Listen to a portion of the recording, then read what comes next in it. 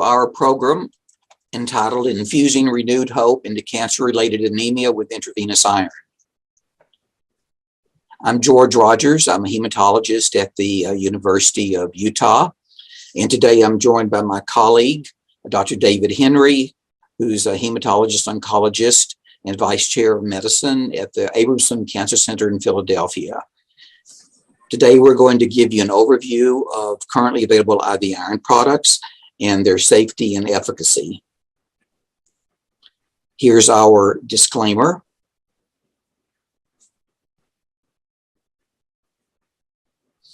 The learning objectives today are that we will appraise completed, ongoing, and planned clinical trials of IV iron products for cancer-related anemia and chemotherapy-induced anemia, evaluating them in combination with ESAs or as monotherapy.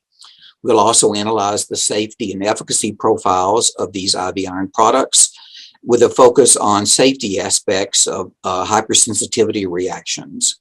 Then lastly, we will apply consensus guidelines related to the NCCN, ASCO-ASH, and ESMO to some patient cases.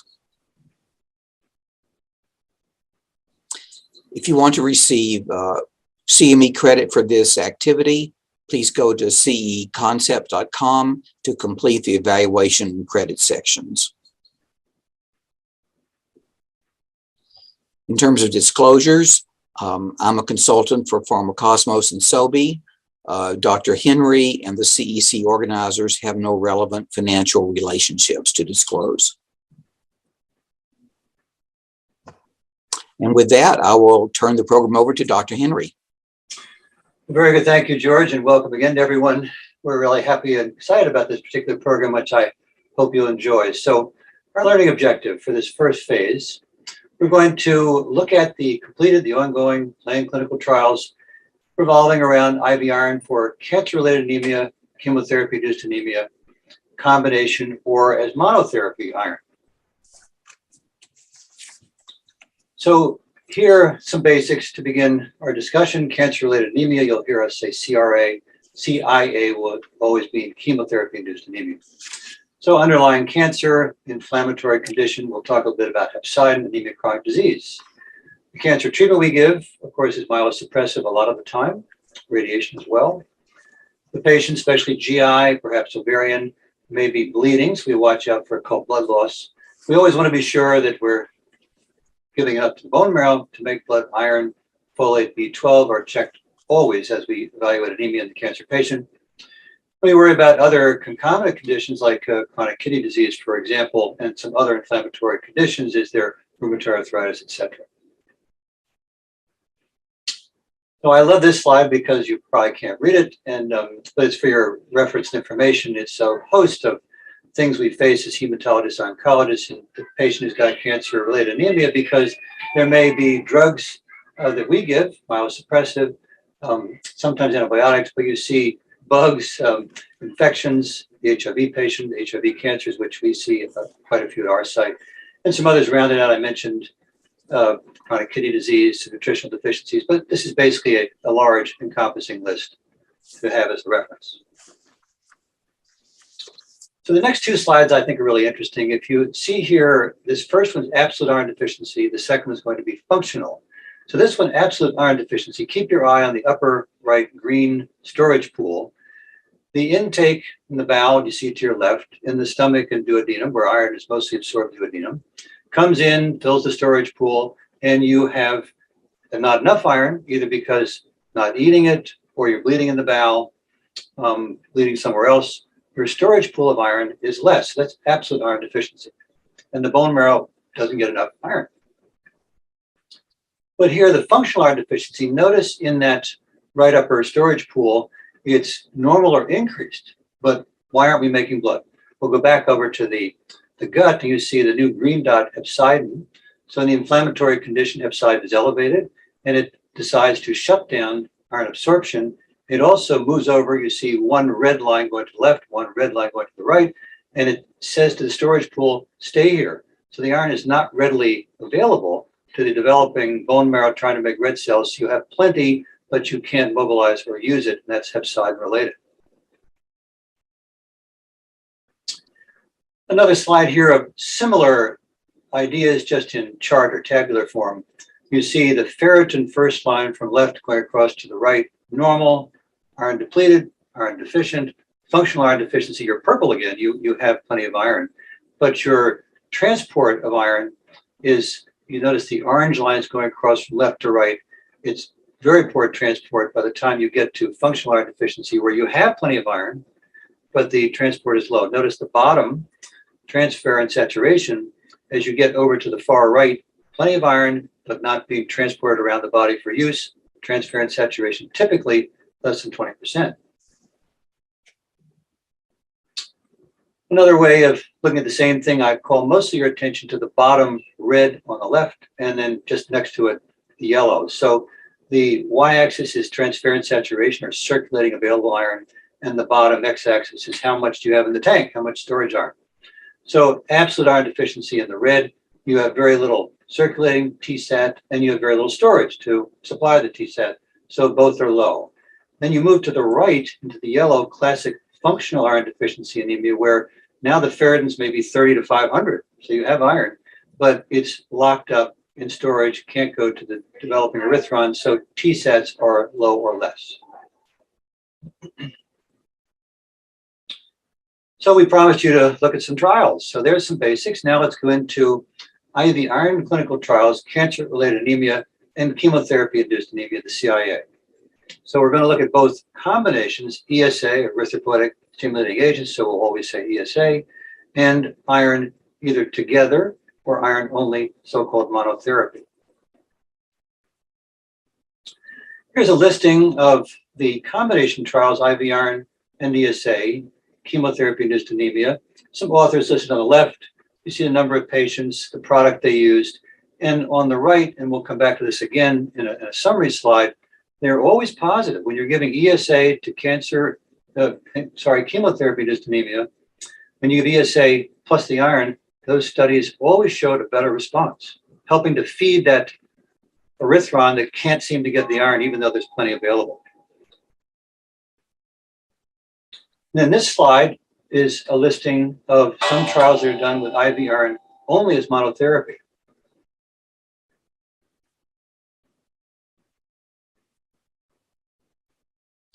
All right, so let's look at intravenous iron optimizing the response to ESA, recombinant human erythropoietin, in the chemotherapy-related anemia. So this is our colleague, Dr. Auerbach, probably was the first one to show this in this trial that he performed, 150-some patients, had chemotherapy-related anemia, and they were all getting an ESA, happened to be erythropoietin alpha, and that was on a typical 40,000 units weekly dosing. And they were all given one of four things, either no iron, oral iron, and while I'm on this, notice the oral iron says 325 twice daily. We actually know now that your iron every other day is actually better absorbed. So just a little aside. No iron, oral iron, iron dextran dosing repeated 100 milligrams at a time intravenously, or one large so-called total dose infusion. They're all getting ESA with these four possibilities for IV iron chemotherapy-induced anemia. And this slide, his response slide, if you notice the low down to the x-axis blue bars, dark blue, here we have hemoglobin change on the y-axis, no iron, oral iron, bolus 100 a week, iron dextran, or total dose one large dose. And the biggest bump in the hemoglobin over the course of the study was with iron, either bolus or one large dose.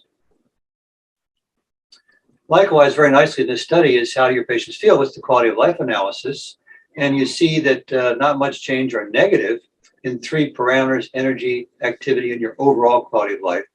Didn't really change much until you got the bolus iron or the total dose infusion iron for those three parameters, very positive, with the iron added to the ESA.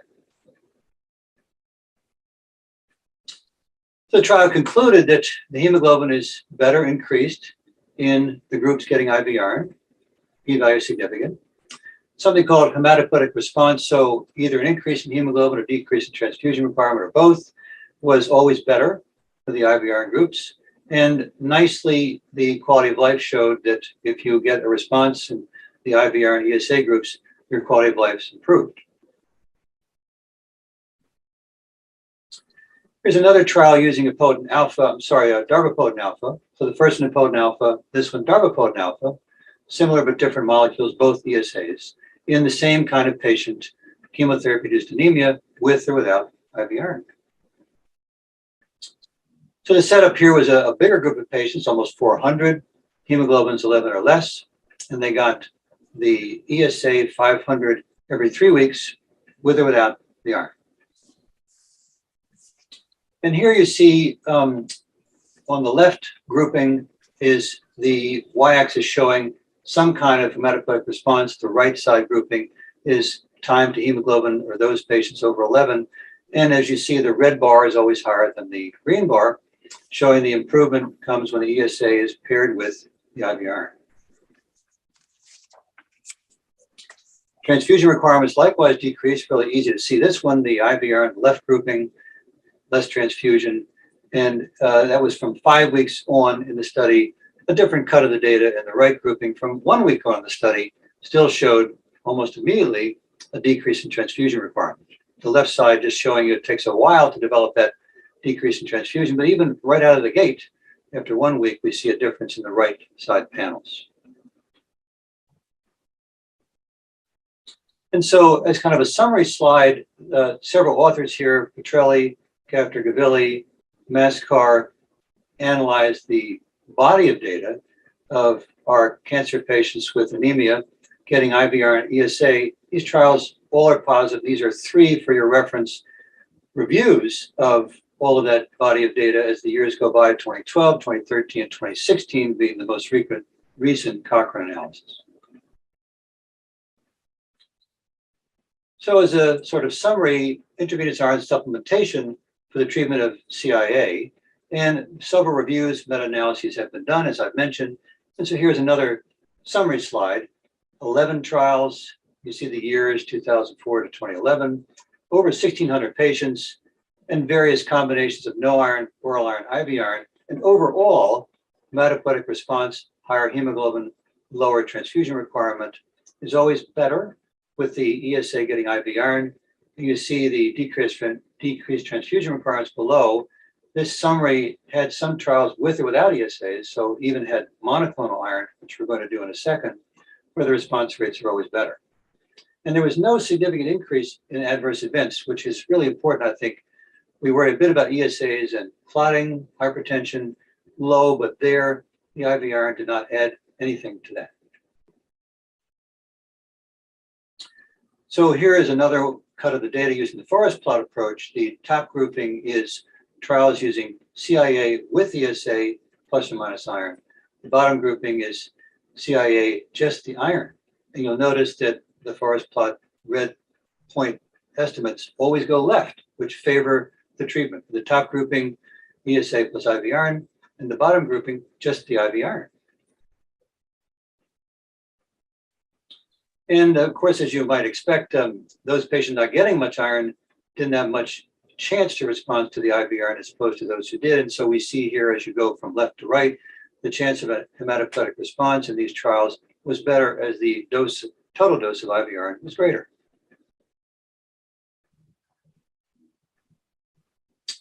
So then in the final few minutes of my remarks, I want to go through one particular trial called Ironclad, giving iron monotherapy for chemotherapy-induced anemia only. So we're not going to be talking ESA now, just the IV iron. So what's the setup? The setup is we're going to have a double-blind phase 3 placebo-controlled, patients getting ferric carboxymaltose or placebo, at least 4 weeks of chemotherapy remaining. We're treating non-myeloid malignancies receiving chemotherapy. Those getting, we'll call it FCM from now on, receive infusions at least 7 days apart, a maximum of 750 per dose, and a total of 2 doses, then a maximum of 1,500 for their treatment of the IV iron versus the placebo where there's no IV iron. I love this slide because we all tend to glaze over when we see this, but it's important to know it and there for your reference, just showing that 244 patients randomly assigned, and as you come down the left and right arms, randomization to FCM or placebo. Some were not able to get in the study or dropped off the study, but still we have a number of patients who got through the trial and were able to give us some results. So if you're getting a chemotherapy in cancer, we tend to make our patients anemic. So here you see, as we go from time on the x-axis, the curves, placebo is in blue.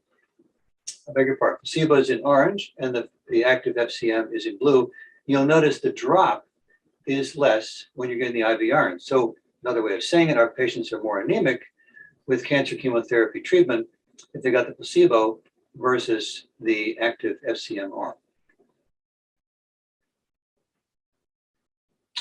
So the key conclusions, trials, takeaways, as we'll call it, were in this trial of a number of patients getting FCM or placebo, hemoglobin levels within 0.5, in other words, not getting as anemic as fast, was greater significantly, 50 versus 35% in those getting FCM. Patients who had a baseline of just below 10, their change in hemoglobin from the early part of the study, week 3 to week 18, was better, higher hemoglobins. You see 1 versus 0.42, significant.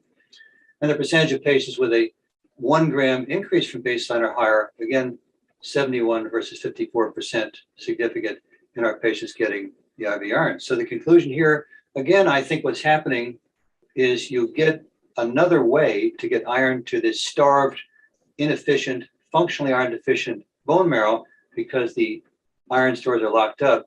You give it a way to then get iron and contribute to the anemia, or getting it better, or at least not falling as fast. So the conclusion was FCM monotherapy in this study, so-called Ironclad, is an effective and well-tolerated treatment option for the CIA patient with non-myeloid malignancy cancers. Thank you, David. I'm going to start on our learning objective number 2, where we're going to go over the currently available IV iron products with a focus on safety and their utility. So the next 2 slides are going to review the 6 currently available IV iron products in the United States. This slide lists 3 of them, iron dextran, ferromoxetol, and ferric gluconate. 2 of these products have black box warnings, iron dextran and ferromoxetol. Iron dextran can be given at the FDA approved dose of 100 milligrams daily, or as the asterisk at the bottom indicates, it's been routinely used off-label for over 20 years, given as a single infusion of 1 gram over 1 hour. Ferromoxetol can also be given in large doses of 510 milligrams twice over a week. Not listed on this slide is the fact that ferromoxetol is paramagnetic and may interfere with magnetic resonance imaging. Ferric gluconate, the third IV iron product on this slide, is one of the older iron salts. It can only be used in lower doses of 125 milligrams maximally. So if you're going to iron replete a patient to 1 gram, then this needs to be done weekly for 8 weeks.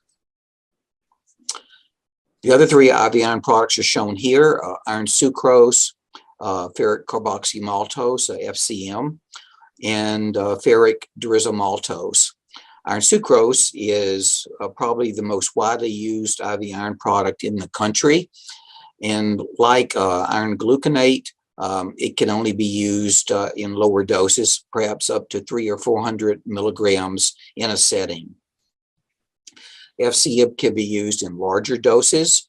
If you're doing a single dose for a patient over 50 kilograms, you can either use either 750 milligrams or 1,000 milligram infusion.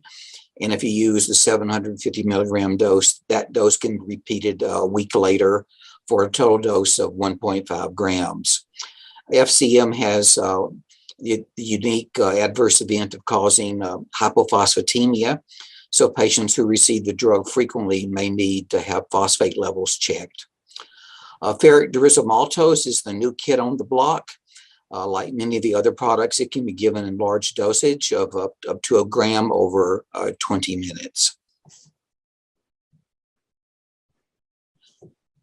So what is IV iron? So IV iron products are nanoparticles of iron carbohydrate complexes. And as shown in the cartoon on the right side of the slide, we see that IV iron consists of an iron core surrounded by a carbohydrate shell. The carbohydrate shells of the different iron products are shown below. And as we can see for iron dextran, the carbohydrate is dextran. For ferric gluconate, it's gluconate, etc. The properties of the carbohydrate shell, as well as the size of the particle and the labile iron content, all of these contribute to the safety and efficacy aspects of the IV iron product. This slide goes over one of the biggest issues concerning intravenous iron, and that is safety aspects. Many older physicians who've been in practice for many years may remember the older IV iron products that were high molecular weight forms of iron dextran, such as Infusing or Dexferrum. These products were associated with significant adverse events, including anaphylaxis in up to 0.6% of patients. It's important to note that these products are no longer available and that the newer formulations do not have these risks. However, the newer formulations do have a risk of adverse events, but anaphylaxis is very infrequent. The literature suggests that life-threatening reactions such as anaphylaxis or infections occur less than 1 event per 200,000 doses. More commonly, we see what are called anaphylactoid reactions that I'll go over in more detail on the next slide. And you can see that their incidence is approximately 1 in 1,000 to 3 in 1,000, depending upon the intravenous iron product. This slide goes over a systematic review of Dr. Avni, in which she compared over 100 clinical trials of all intravenous iron products that included over 10,000 patients, comparing the adverse event of the IV iron product to the comparator of that clinical trial. And as shown on the left-hand side of the slide, the comparators were either placebo, no iron, oral iron, or intramuscular iron.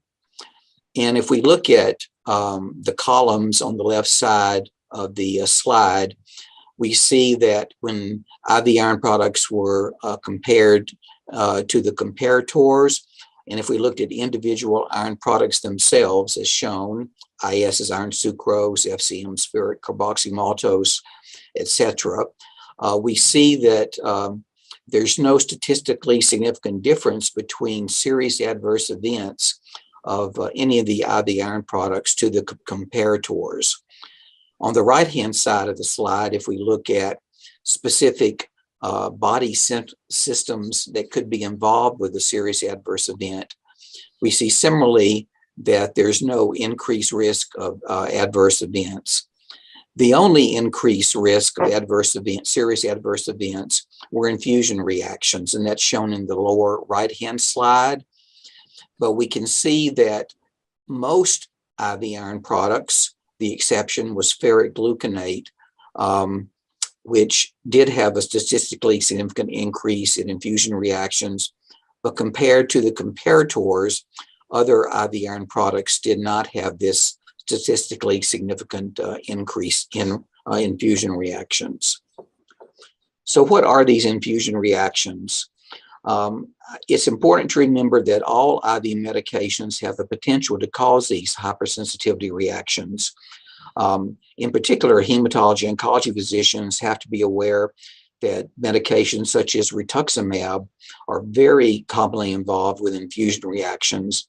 But it turns out that IV iron products have a much lower rate than drugs such as rituximab. So what exactly are these reactions? Many of them are called Fishbane reactions, named after the physician who described them. Basically, they are minor hypersensitivity reactions that include symptoms such as arthralgias, myalgias, flushing, maybe pruritus, maybe anxiety. And they're likely due to a phenomenon called CARPA, complement activation related pseudoallergy. These are not typical anaphylaxis reactions because IgE is not involved. Tryptase levels are not elevated in these patients. And so the question is, how do we manage these hypersensitivity reactions? The minor reactions that have basically flushing, arthralgias, and myalgias can be easily treated by discontinuing the IV iron infusion, waiting 15 or 20 minutes, monitoring the patient, and then resuming the IV iron infusion at a reduced rate, perhaps a 50% reduction in the infusion rate. If patients have more significant symptoms such as shortness of breath or cough, then we can use IV steroid medications, hydrocortisone or methylprednisolone. But it's important to emphasize that these reactions should not be treated with antihistamines such as Benadryl, because they can make these reactions worse and actually mimic a more severe reaction. So the last learning objective that we'll go over are to look at some of the consensus guidelines and apply them to some patient cases. And we'll go over guidelines from the National Comprehensive Cancer Network, the joint guideline from the American Society of Clinical Oncology and the American Society of Hematology, and the European Society for Medical Oncology. So this is the guideline from the NCCN. I personally think this is the most useful guideline because it's updated every 1 or 2 years. This is their more recent guideline from version 1, 2022. And it basically indicates, starting at the left-hand side of the slide, that typical iron studies are done, including a serum iron and a total iron binding capacity, to calculate a TSAT, transferrin saturation, and a serum ferritin are done.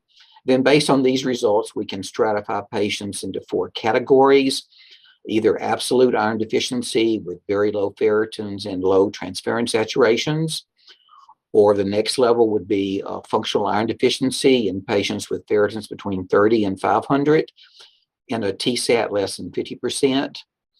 Or the next category would be a possible functional iron deficiency with a higher ferritin level greater than 500 to 800 and a TSAT less than 50%. Or lastly, basically patients that are not iron deficiency, perhaps even have iron overload.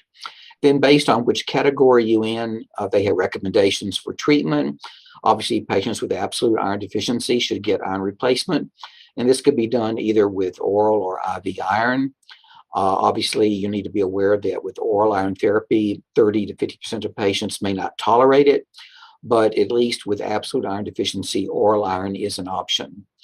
For patients with functional iron deficiency, the next category, this would be the classic case for IV iron to be used to overcome the IV iron block described by Dr. Henry.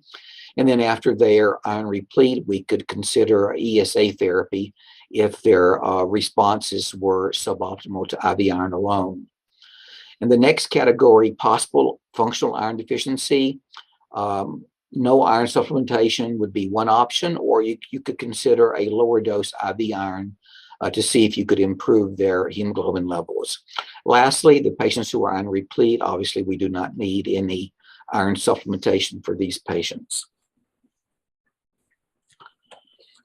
So how about the ASCO-ASH guideline? So this was last updated in 2019. And they reviewed at that time 15 meta-analyses and 2 specific randomized controlled trials between 2010 and 2018. And as they indicate, the totality of data suggested that adding iron supplementation to ESA therapy improved the hematopoietic response and reduced red cell transfusion requirements. The consensus recommendations were that iron replacement may be used to improve hemoglobin response and reduce transfusions for patients receiving ESAs with or without iron deficiency. Obviously, we need to remember that red cell transfusion remains a treatment option for patients who need a rapid improvement in hemoglobin levels. How about the European Society for Medical Oncology Guidelines? These were originally promulgated in 2010 and more recently updated. This is from their original guideline. They recommend the usual iron panel test in addition to a C-reactive protein to monitor inflammatory response. But as early as 2010, they recommended IV iron supplementation because it would lead to higher hemoglobin increment in comparison with oral or no iron. And they also noted that the literature indicated that iron supplementation reduced transfusion requirements in patients. This is the more recent update of the ESMO guidelines from 2018. Specifically, they recommend patients receiving chemotherapy with hemoglobins less than or equal to 11 should receive IV iron, or patients who had at least a 2-gram decrease from their baseline hemoglobin level. They would also be candidates for IV iron therapy. Obviously, patients with absolute iron deficiency would be candidates for IV iron. And that the ESA is going to be employed, it would be important to make sure that patients are iron replete before ESAs are used. How about how about IV iron monotherapy? They thought that this could be considered for patients who had functional iron deficiency with a low TSAT and ferritins of at least 100. And then lastly, they recommended dosing for IV iron for cancer-related anemia and chemotherapy-induced anemia. And they recommended 1,000 milligrams as a single dose or multiple doses to achieve 1,000 milligrams. And for absolute iron deficiency, the approved doses until hemoglobin was corrected. The ESMO guidelines also contained this rather complicated algorithm that I will spend just a little time on. We again use the standard iron test to stratify patients into 3 hemoglobin levels as indicated on the left side. At the very bottom, for patients who are very anemic, hemoglobins less than 7 to 8 who need a rapid hemoglobin increase, they should be transfused. Patients with lesser involvement of anemia could receive either IV iron or ESAs depending upon their laboratory test results. We should also make sure we exclude vitamin deficiency for these patients. And again, it's important if we're going to use ESAs, we need to make sure that patients are iron replete before starting ESA therapy. So the last thing that we'll discuss in this program, we'll put these guidelines into practice and discuss 2 patient cases. And then Dr. Henry and I will just further discuss our experience with IV iron and perhaps IV iron side effects. So the first case, I will read the case and then I'll let Dr. Henry weigh in on his answer and then we'll discuss it. This is JL. She's a 56-year-old female who was diagnosed with stage 3A breast cancer 4 years ago. She underwent radiation and chemotherapy and was able to achieve a remission within 6 months. She recently had a recurrence and a PET scan revealed bony metastases. She subsequently was started back on chemotherapy, but no longer curative intent. As of today, she's beginning her 4th cycle of chemotherapy. When she arrives at your clinic, she seems short of breath, reports feeling increasingly fatigued over the past few weeks. Laboratory evaluation suggests functional iron deficiency with a ferritin of 129, a transferrin saturation of 14%, a hemoglobin of 8.8, and a retic count of 1%. So our treatment options would be either IV iron monotherapy versus IV iron in combination with an ESA versus an alternative approach. So I'll let Dr. Henry weigh in on what he would do. Well, thank you, George. So, many of our audience listening to our discussions today may be teachers and have house staff and students, and I have a dark humor with our house staff. Many times a patient like this, let's say it's 8.0 or 7.9, I kid with them that their workup is type across 2 units. And so, alternate approach at the bottom is transfusion. But I think it's so important in a case like this where there was a pause. She's not in dire straits or needing a transfusion, that like a very low hemoglobin.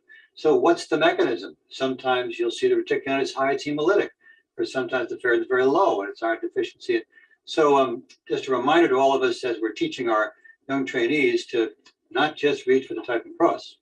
So as nicely pointed out in this case, we had that ferritin a little high, so we have iron, but it doesn't seem to be mobilizing or working because the transferrin saturation is 14%, which is low. And then we had the hemoglobin of 8.8, and we're reminded that the mechanism is underproduction of reticulocyte is low. So here's our classic functional iron deficiency case. And we have at the bottom there what to do. Well, as you've heard us say, this case could be IV iron monotherapy.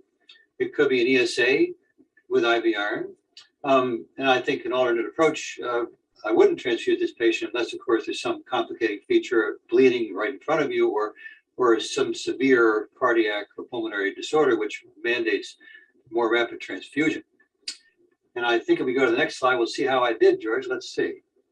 Looks like I did pretty good. We have there nicely in the red box for ferritins in that 300, 500 category, which you remember from the NCCN category, which I thought was so interesting that, George, you reviewed, where the functional iron deficiency, even with a ferritin up to 500, gets IV iron, because that poor bone marrow is looking around for iron, it's locked up.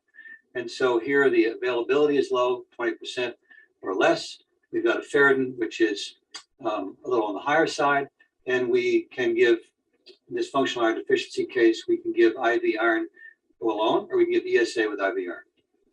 So Dave, let me ask you, in your institution, are there certain favored iron products that you would use routinely?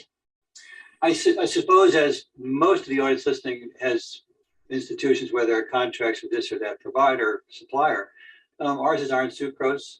So it's somewhere from 100 to 300 milligrams per dose. A patient like this, if she's going to be in the hospital a while, I might just dose once a day or every other day.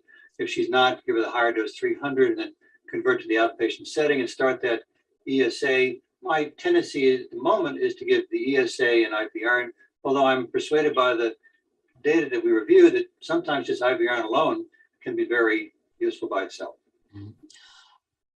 Have you had any experiences with serious adverse events in your infusion room, and is there a protocol for such events?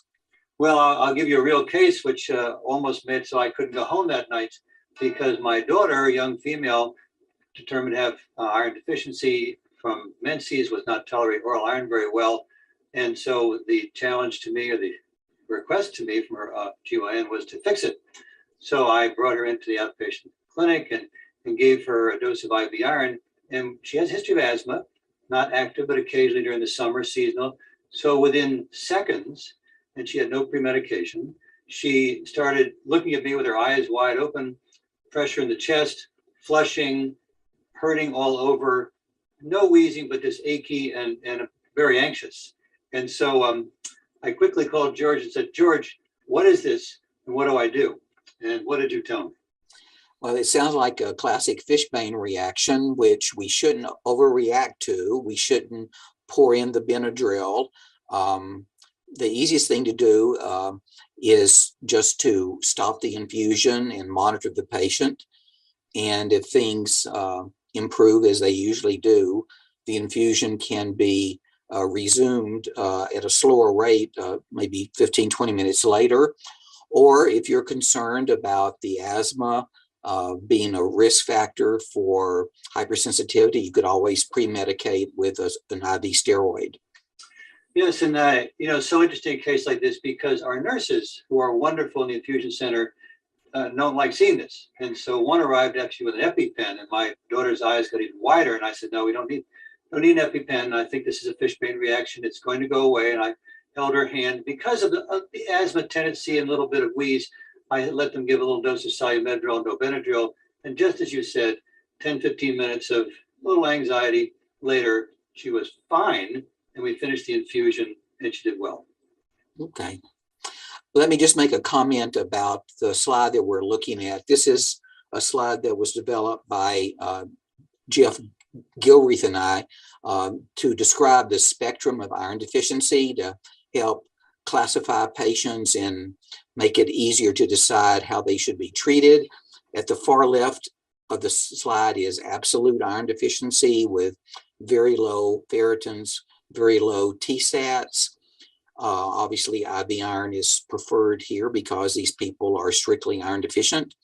On the far right-hand side, we have iron repletion or even iron overload with very high ferritins and TSATs that are greater than 50%. These patients should not receive IV iron. They may respond to an ESA. And then everything in between those two extremes are degrees of functional iron deficiency. The further you are to the left in the middle, the more likely you are to respond to IV iron. The further you are to the right in the middle, the less likely you are to respond to IV iron, and the more likely an ESA may be helpful. So hopefully people who are viewing this program may find this an easy way to decide how to treat patients with cancer who are iron deficient. Let's move on to our second case, and I'll read it, and then I'll let Dr. Henry opine.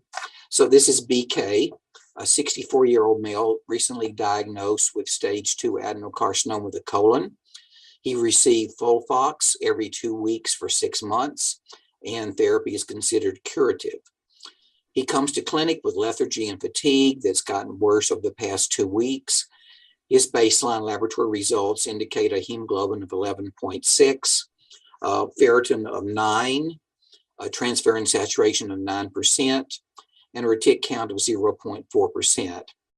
And so the question here is the same. What is the appropriate next step? Again, our options are IV iron monotherapy, IV iron plus an ESA, or some other option.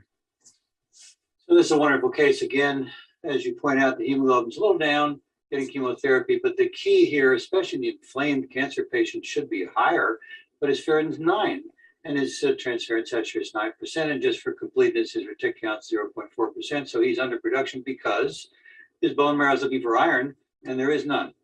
This is an ideal patient, I think, especially because oral iron might not be well absorbed, it might cause side effect to give IV iron. I would mention to our colleagues listening that whether this be a case with inflammatory bowel disease or heavy menses, some other bleeding disorder where you see iron deficiency, this happens to be a cancer patient, probably with some GI bleed from his previous GI surgery or ongoing bleeding, where IV iron is so easy to give and repletes the tank and usually has a nice response. Mm-hmm. I would just chime in with that this patient's receiving curative chemotherapy, so he would not be a candidate for an ESA. And this is a great case for IV monotherapy alone. The nice thing about IV iron monotherapy is there's no FDA restrictions on the chemotherapy the patient is getting. There's no restrictions on the target hemoglobin. There's no insurance restrictions. We're able to treat patients at any hemoglobin level, etc. So I would encourage people to consider IV iron monotherapy as an option for patients who are receiving curative chemotherapy and who are not candidates for ESAs. Good points. Let's just see if Dr. Henry is correct. We'll look at the answer, and he was correct. So we're dealing with the extreme end of the spectrum of absolute iron deficiency, where iron therapy is the best option. Oral or IV iron would be appropriate. As Dr. Henry mentioned, many patients won't tolerate oral iron. Even if they do tolerate it, it may not be sufficient to have a hematopoietic response, but IV iron would be a good way to go here. So I appreciate everybody attending the program. Dr. Henry, do you have any last words?